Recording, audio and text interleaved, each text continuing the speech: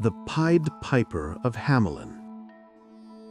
Long ago, in the German town of Hamelin, there was a serious problem. At first glance, Hamelin looked like a beautiful place. Colorful houses, cobblestone streets, and a strong stone wall to protect the people. The river flowed nearby, and markets were busy with traders and children playing. But behind the beauty, the town suffered from something terrible. Rats. They were everywhere. Rats ran across the streets, filled the houses, and even climbed into cupboards. They stole food, bit holes in clothes, and spread sickness. The townspeople were frightened and angry. They begged their mayor to do something. But no matter what they tried, traps, poison, cats, nothing worked. The rats were too many.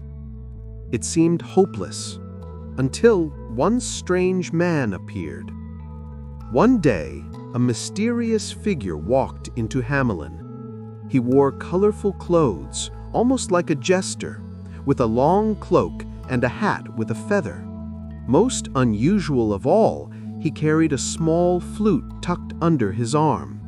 His eyes were sharp and his smile mysterious, as though he knew something the townspeople did not. He went straight to the town hall and spoke to the mayor. "I hear you have a problem with rats," the man said. "That is true," the mayor replied, "but no one has been able to help us." The man gave a small bow. "I am a piper. My music has power. For a price, I can rid your town of every rat." The mayor was suspicious. "And what would this price be?" 1,000 gold coins, the man answered calmly. The townspeople gasped. That was a fortune. But the mayor, desperate, agreed. "If you do as you say, you shall have your gold." The piper nodded. Without another word, he stepped outside, raised his flute, and began to play. The music was unlike anything the people of Hamelin had ever heard. It was light and playful, sweet and sharp, like laughter carried on the wind. As the notes floated through the streets, something amazing happened. From every corner of the town, rats appeared. Big rats, small rats, brown rats, black rats, they all poked their heads out at the sound of the flute. They left cellars, kitchens, stables, and shops. Their little paws scratched against the cobblestones as they hurried toward the piper, their eyes fixed on him as if enchanted. The piper walked slowly, still playing his tune. The rats followed him behind in a great wave, squeaking and squealing, unable to resist the music. Through the town he walked, out the gates and down to the river. Still he played, and still they followed. When he reached the water's edge, he stepped aside. One by one, then in hundreds, the rats leapt into the river. They struggled and splashed, but the current was too strong. Soon, every last rat was gone. The piper stopped playing. He turned back to the town, where the people were cheering with joy. Hamelin was finally free of rats. The next day, the piper returned to the town hall. "I have done my work. Now, my payment." But the mayor frowned. His joy from yesterday had turned to greed. 1,000 gold coins. That is far too much for a man who only played a tune. Here, take 50 coins and be gone. The piper's eyes narrowed. "You promised me 1,000. The mayor laughed. "Do you think we would give such wealth to a stranger? Be thankful for what you get." The townspeople, once grateful, now murmured in agreement with the mayor. Some even mocked the piper's strange clothes and his flute. The piper's face grew dark. "You broke your promise. You will regret this."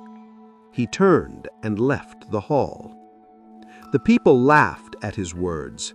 After all, the rats were gone. What more could he do? They were about to find out.